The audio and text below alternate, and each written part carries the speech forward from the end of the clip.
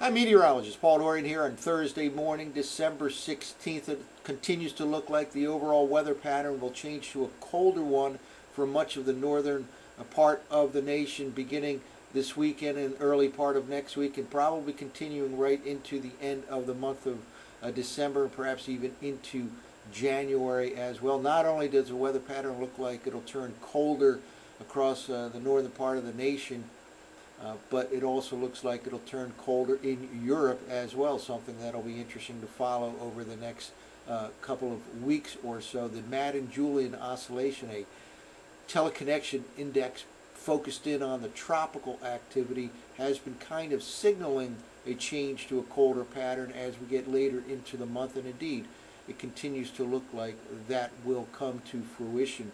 Before we talk about the upcoming weather pattern, let's take a look at a very interesting satellite image from yesterday. Of course, there was a powerful storm system that rocked the middle of the nation, really all the way from the southwestern states across the plains into the upper part of the Midwest. This particular satellite image from about the middle of the day yesterday really captures a lot that you don't often see on a single satellite image. First of all, a line right here of severe thunderstorms. Turned out that it did in fact produce some tornadic activity up across Iowa and into Minnesota, and I think those two states never had a December tornado, but in fact this line of thunderstorms did end up producing some tornado activity a little bit farther to the north and east here. But back over here, these clouds are associated with snow squalls. To get tornadoes, you not only need some warm air, you need some cold air, as everybody knows, and there was a very cold intrusion of air coming on the cold side of this storm system to its north and west. At the same time, record warmth to the south and east. So, in fact, there was accumulating snow from Nebraska all the way up across the Dakotas and into Minnesota. In fact, it's still snowing there right now. But not only do we have clouds associated with snow squalls here and thunderstorms seen in this satellite image right here, but down in this region there's dust. You can see this kind of a dust cloud right here, and these very, very strong winds really picked up some dust and dry soil out in that part of the country. So you could see a dust storm here that really extended all the way from Colorado into the nation's heartland, and you could even see some orange here associated with some wildfire activity.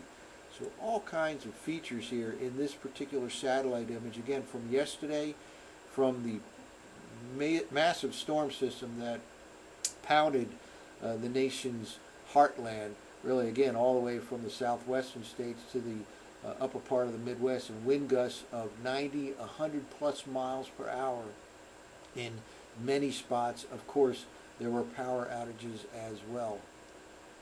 Well, and now let's take a look forward here and look at the upcoming pattern in terms of the Madden-Julian Oscillation. We've kind of focused in on this particular teleconnection index. About a week or so ago, it was certainly signaling a change to a colder pattern down the road. At the same time, some of those Arctic oscillation indices, the AO and the NAO, were not quite on board yet. Much of the world's energy is located in the tropics, so I kind of weighed more heavily the MJO than the NAO or the AO, and indeed those have kind of caught up now, and the models too have had a trouble seeing that cold air coming. They're starting to catch up too. We'll kind of show some evidence of that shortly here, but the MJO on this particular type of plot moves in a counterclockwise fashion, and these numbers up here represent the particular phase of the MJO, and really what that's representative of is the location along the tropical part of the globe where there's an enhanced area of thunderstorm activity. And this tropical wave or this tropical disturbance kind of propagates along at a regular time period, and it can go through a location associated with what we call phase 6, 7, and 8. Over the years, composites have been made with respect to temperature and precipitation patterns around the world for these particular phases. In other words, when the MJO is in phase 6, for example, it's typically a warm pattern across much of the U.S. this time of the year. However, once it gets into phase 7 and 8 and even phase 1, that's much more of a cold pattern, historically speaking, across much of the U.S. And indeed, right now, here we are, December 16th, in a warm phase. Yesterday featured record warmth across the nation's heartland on the south and east, a warm sector of that storm system as it moved to the north and east. Today, some records will be set in the eastern U.S., D.C., Philadelphia, New York City. Probably not record setters, but very mild for this time of the year at 60+ degrees this afternoon.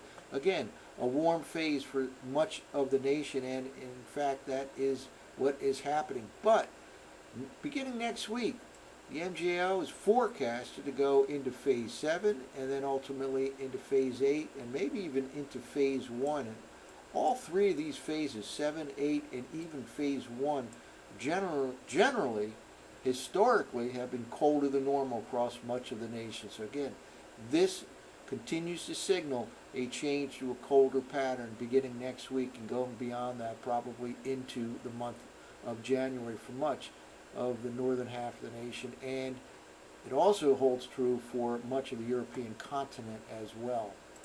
Well, how have the models been handling this potential change to a colder pattern? Frankly, not all that well. They seem to be catching up now with what the MJO has been signaling for a while here. We're looking at some maps here, don't often show.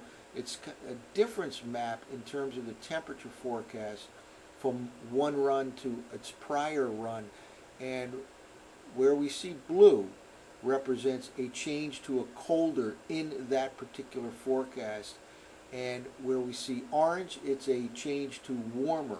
So what we're looking at are differences here from the 0Z run of last night to yesterday morning's 12Z run with the European ensemble and then with the GFS ensemble known as the GEFS. And what we're looking at is the current 5-day period. Again, these areas of blue show a colder trend in the model forecast between last night and yesterday morning.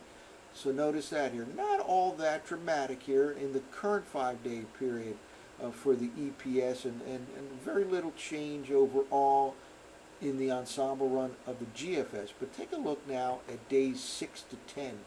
This is a dramatic cool down in the model from, again, last night to yesterday morning, showing a trend to colder in the model. In other words, I think it's starting to accurately catch up to the MJO signal. Warmer out across the southwestern part of Canada and western U.S., but look at this change here in the forecast of 2-meter temperatures. Same thing happening with the GEFS, the ensemble run of the GFS, in days 6 to 10, and this encompasses much of next week. Colder and colder in both of these models, and then you go out even farther in time, days 11 to 15. Same sort of result, a much colder trend here in the model across the eastern half of the nation in both the EPS, European ensemble, and the GEFS, the GFS ensemble. So it's kind of interesting that the models are trending colder, kind of agreeing more and more with what the MJO has been signaling for the past week or so. Well, now let's wrap up with the surface forecast maps from last night's operational run of the GFS, a 0Z run. First of all, we still have some snow and very strong winds, blizzard conditions really across upper Minnesota, south central part of Canada. This storm continues to pull to the north and east, but all these lines of equal pressure here represent what we call isobars, and the tighter those lines, the stronger the winds, and they flow counterclockwise around lows. So these are screaming northerly winds where it's snowing and where it's accumulating snow. In other words, blizzard-like conditions right now, upper Minnesota on the cold side, the western side of that particular storm system. Meanwhile, down in the eastern part of the nation where it's been relatively quiet, the flow is in this fashion here as high pressure is situated off the eastern seaboard. Winds flow clockwise around highs, and that is pushing in warmer than normal air into the eastern U.S. Again, 60+ degrees this afternoon, D.C., Philadelphia, New York City. Let's now move forward here and watch what happens here. We have a frontal system to deal with in the eastern states come Friday night.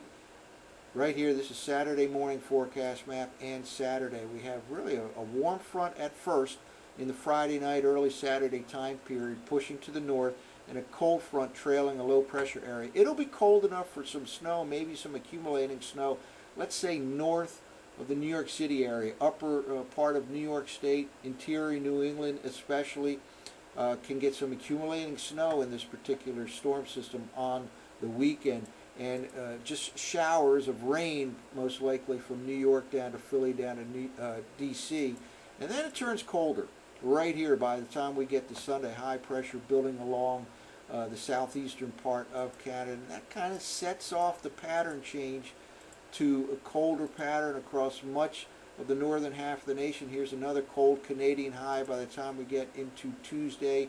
Not a full intrusion of Arctic air by any means into the mid-Atlantic region, for example, but generally a colder pattern throughout much of the northern part of the nation. There's a storm system we'll have to watch. Continues to look like it'll slide off to the south and east of the mid-Atlantic region, off the Carolina coastline, but it's certainly something that's close enough here that bears watching over the next few days. This is now going a week from today into next Thursday. A lot of cold air now showing up on the maps a week from now. This is the day, 2 days before Christmas, and then it gets kind of interesting.